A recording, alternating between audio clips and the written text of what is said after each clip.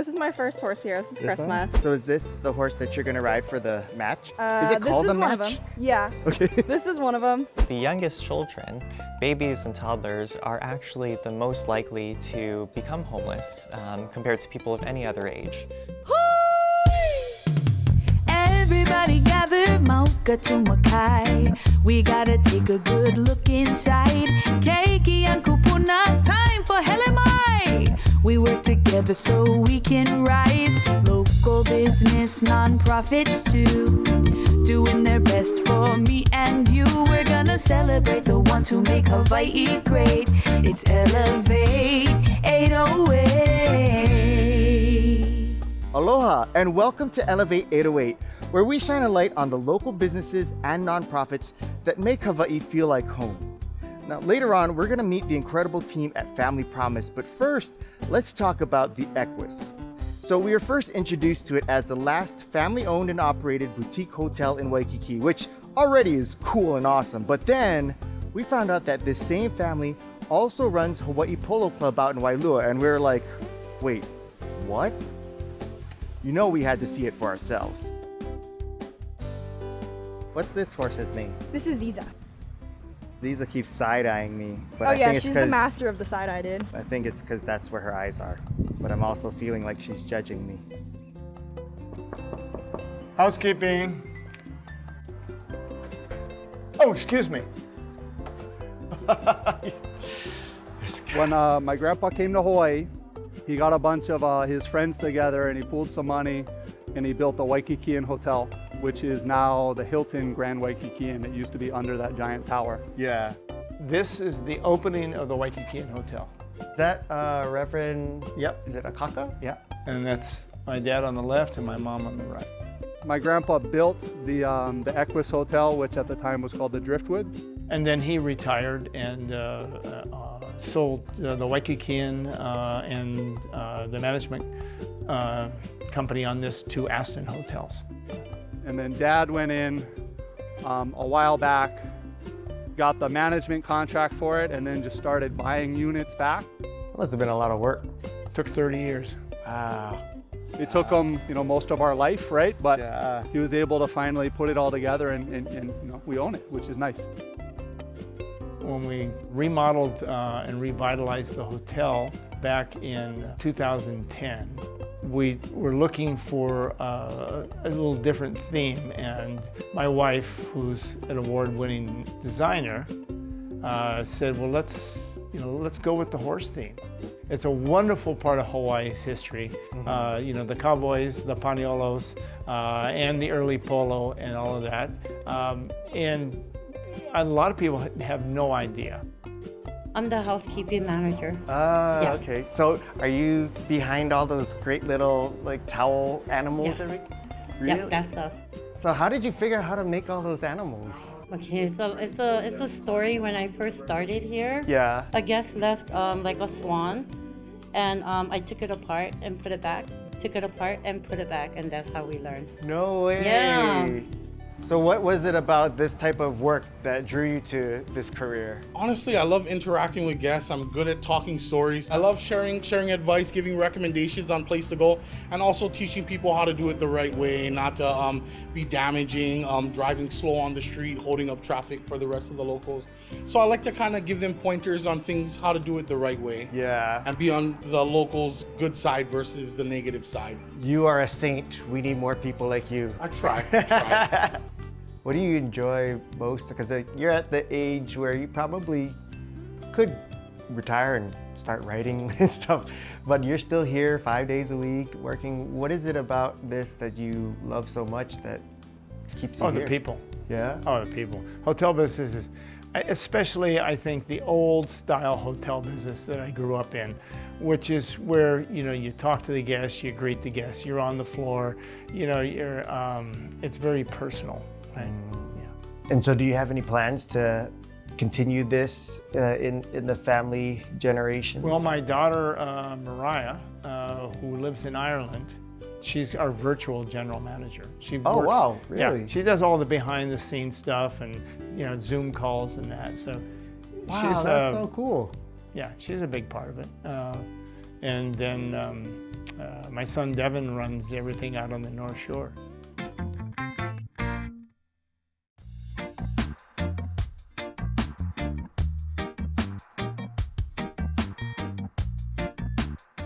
This is my first horse here. This is Christmas. I guess his name is Christmas because it looks like he has snow on his back. So you have an interesting story that you actually travel here every season, right? Yeah, I do. So, okay, so where are you actually from? I'm from Texas, a little bit outside of Austin area. I went to college at Texas A&M University, played polo there. I kind of just fill in the gaps at the club, whatever needs done. I play all season, I trail guide during the week, whatever's needed at the club all week long. I love it. My dad had been involved in polo when he was in the cavalry in Chicago, the National Guard in the 1920s, right? Holy smokes. But hadn't really been involved with it since then. And he ran into some of the guys that he knew from World War II out in the Pacific, because he'd been out in the Philippines and places like that. And they were old polo players. And so they said, well, we had a club, there was an active club in Kapiolani Park from the 1890s up through until World War II. I said, well, let's get the club going again. And there was a stable called Town and Country Stable, where the archery and the nursery are now. And you could rent horses and ride around the park. No way. That sounds like it would be amazing today. Wouldn't it be cool? Yeah. It would be so cool. Dang. But, you know, time and urbanization chased the stables out of there. Oh, man. So it was in the mid 50s, 56, and they restarted the Waikiki Polo Club. And then they were shutting down the field. They shut down the stables. Dad had found had bought a property out in Mokuleia from Walter Dillingham, and next to it was a leftover old polo field that hadn't been used since World War II. Had a bunch of KLV and stuff on it. And no way. Walter said, well, I'll lease it to you for $1 a year if you clear it and make it into a polo field again. You know, improve his property, improve his land. Yeah. So they did, and then they opened in 1963, they opened the Mokuleia Polo Club, which then became the Hawaiʻi Polo Club at Mokuleia.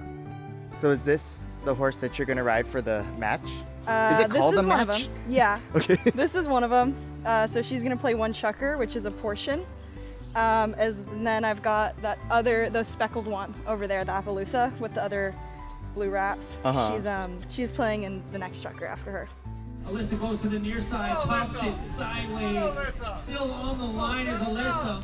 What is it that happens out here? Because this was so fascinating to me because I had no idea any of this went on. So it's every Sunday in the summertime. We run about April through Labor Day weekend. Generally, we have a kids game at 1 o'clock. Then we have our first game at 2. We'll do a halftime show. Today was a horse race. Second game starts around 3:30, and then the band comes up at 5, and we run the band until about dark. And I saw too, like the beach is literally Beach is right there. Yeah. So this is the only polo field in the world that's lengthwise on the ocean. So you'd come out there, you bring your 10x10, you bring your grill, cooler, bring the kids, jump in the water, play That's soccer, awesome. watch the game, go to the bar, grab a couple margaritas, hang out over there. Sounds like the perfect Sunday. Yeah, watch the band. You know, it's Yeah. all day. You know, gates open at 11:30. So I mean, people who want to come and swim earlier, you can do that. Even like seeing the mountainside, I mean, it's like Mount Collar you look right there. One side, beautiful mountain range. Other side, beautiful blue oceans. I mean, like. No, it's the best place in the world. Yeah. It's not even close. Oh, sorry. Good question. Oh, I thought that was rain. No, I just That's blasted you. No, I had a fly, and then I blew it, and then I got you at like a whole fountain of sweat. I'm sorry. If I was like, we'll a leave huge that in fan. because people will enjoy that. Yeah. They'll be like, oh.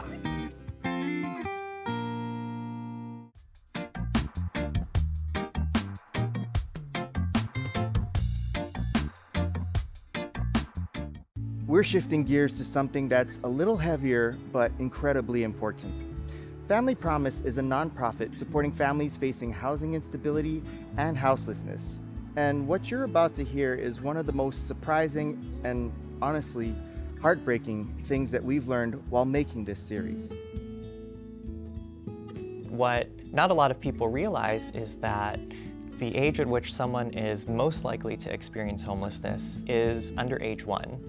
followed by ages 1 through 5. So the youngest children, babies and toddlers, are actually the most likely to become homeless compared to people of any other age. So in Hawaii, the latest estimate was that 1 in 30 young children experience homelessness annually. So if you think about just like a normal, classroom, on average, at least one of those children would be, experiencing homelessness. Whenever I share this statistic, I think people think like I've never seen a baby experiencing homelessness, and that's probably by design. When I talk to the families that we serve about where they were before this, they often say they were trying to be out of sight, out of mind. They don't want their kids to be the ones on the sidewalk, so visible on the street. I talked to this one family that they were sleeping on a beach at night, but then, as soon as it started getting light out, they'd pack up their stuff and just stay in their car because they said they didn't want to scare other people. The instability and trauma of homelessness for a young child can literally change the brain architecture, and it can create impacts on their education, their economic well-being, and even their physical health that last into adulthood if it's not mitigated, early on. So, what I think that we're doing at Family Promise is not just helping a family get into housing, right now, but we're potentially changing the trajectory of the child's life for, the rest of their lifetime, and really impacting the rest of the community in a generational way.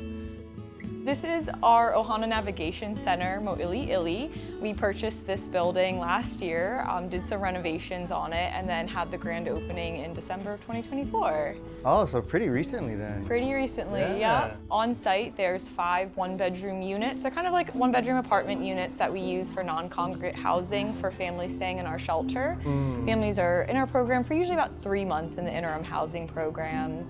They stay with us, and then they can come down here, have a meeting with their case manager, they can do their laundry. Each bedroom does have their own bathroom and fridge, microwave, rice cooker, but we do have a full kitchen down here. So you can come down and cook. We help with our families getting access to public benefits, like if they don't have a driver's license, our case managers will help them apply for one, or a state ID card, maybe SNAP benefits. Yeah, that's so helpful because it can get so confusing and then discouraging. You're like, forget it, right? Yeah, where it's such a good resource that families should be using, so it's really important. Last year we served about 700 families, so that's about 2,000 individual children, parents, and family members. And the vast majority of those, about 80%, are going directly to their own stable housing from our programs. I mean, there's plenty of stories, families who have come to us because they lost their job, and just a couple months later, they're working again, they've secured housing, they've moved in, and now they're in a better situation. Families who were fleeing domestic violence, they left their abuser, they, became homeless, but with our help they were able to find housing that was safe and secure, save money, go back to school, and really transform their lives. What stands out to me personally is sometimes the kids in our programs, will come to my office and they'll usually be looking for something to do. So, so I print out, something for them to color, like a coloring page, and we'll put it up on my wall.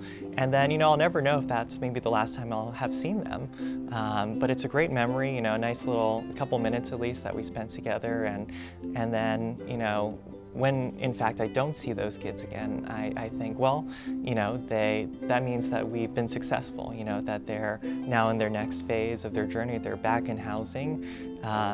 But it's a nice little memory of each of the children that have come through here.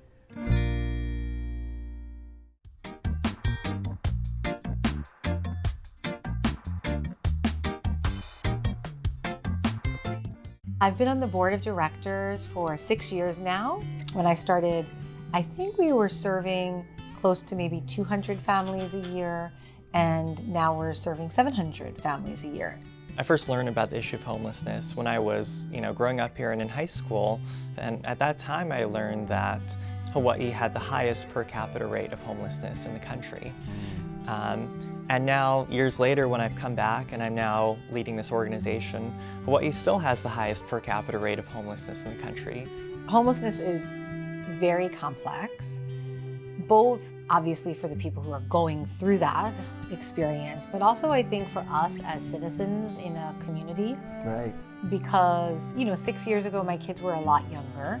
We would see a lot of homeless people on the streets and in the parks, and it didn't always feel safe, right? I didn't always feel safe taking my kids to the parks and kind of like being out and about with them. And I think for me at the time, I felt conflicted.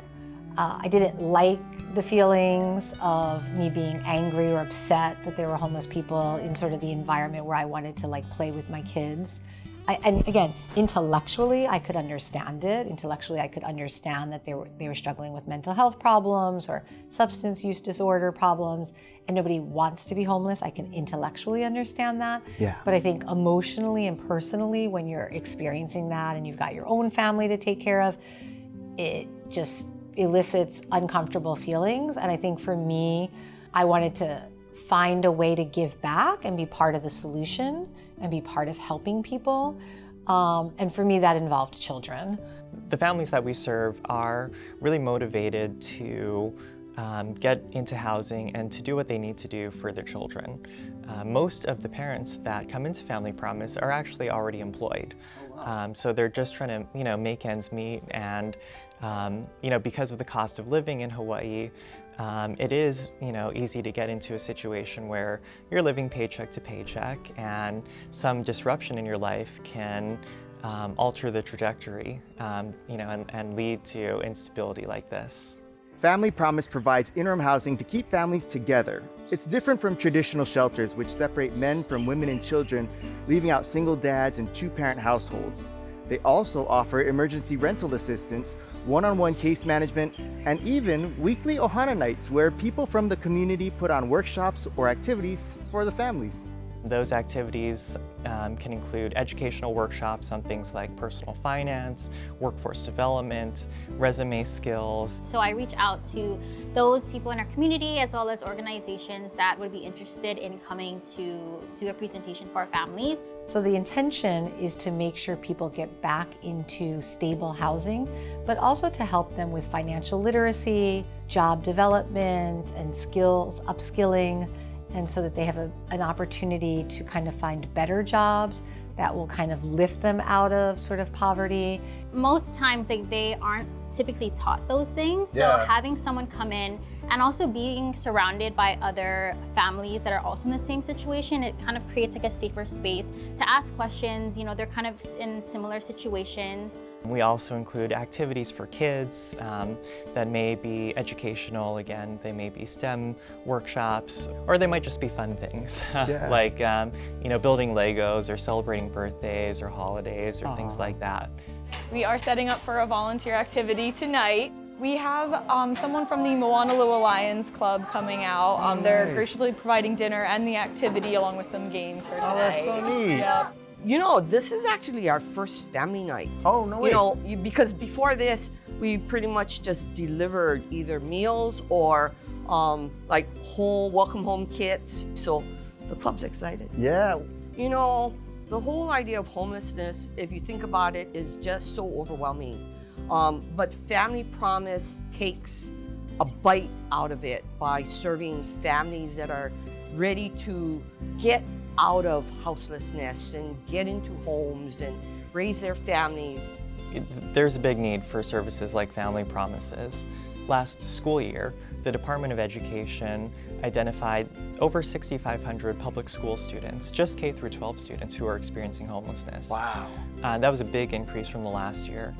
And every month at Family Promise, we get about 200 calls from families who are calling us for the first time, seeking our services. So we're definitely looking to see what we can do to serve more families on Oahu and across the state, because homelessness is, I believe, one of the most urgent challenges a family can face, and one of the most urgent challenges we face as a community. If we don't sort of break that cycle when the children are young, their likelihood of success and being productive citizens decreases. And so again, that's a societal issue that we all pay for both emotionally and financially. And so all kinds of donations help the organization uplift children. It's easy to feel cynical or feel like, it's an intractable issue that, there will always be homelessness. There's nothing that we're able to do about it. But working here at Family Promise, I do see every day that it is actually possible to do something about it. And not only that, but it really means a lot to the families because, with just a little bit of help, they are able to completely transform their lives and set their family on a new course that could have lifelong impacts for their children. There are so many ways to support the mission of Family Promise. Go to their website for all the info and check out the Equus for your next staycation, or head on out to the Hawaiʻi Polo Field for some polo and live music. Well, that's it for this episode. We'll see you next time. Aloha. I know right now there's a lot of angst and stress in our community, particularly with what's happening at the federal level with not knowing and the ambiguity of the funding that comes to our state. But I guess I'm an optimist by nature. Realist to optimist, I'm gonna go with kind of a combo. I'm originally from the mainland, so I'm originally from New York City. Oh, wow. And I feel like what drew me to Hawaii was the natural beauty, but what kept me in Hawaii was the community and the idea that everyone is looking out for each other and wants to help each other. And I think that I'm hopeful that that will continue. And I think we've seen that a lot, like with the tragedy on Maui and the Maui wildfires. People came together in this state, in this community. And it's more noticeable in crisis. But I think we do that all the time in everyday life. And that is what I hope continues. And that's the Hawaii I want to live in. And that's the Hawaii I want my children to be a part of too. Me too. Yeah.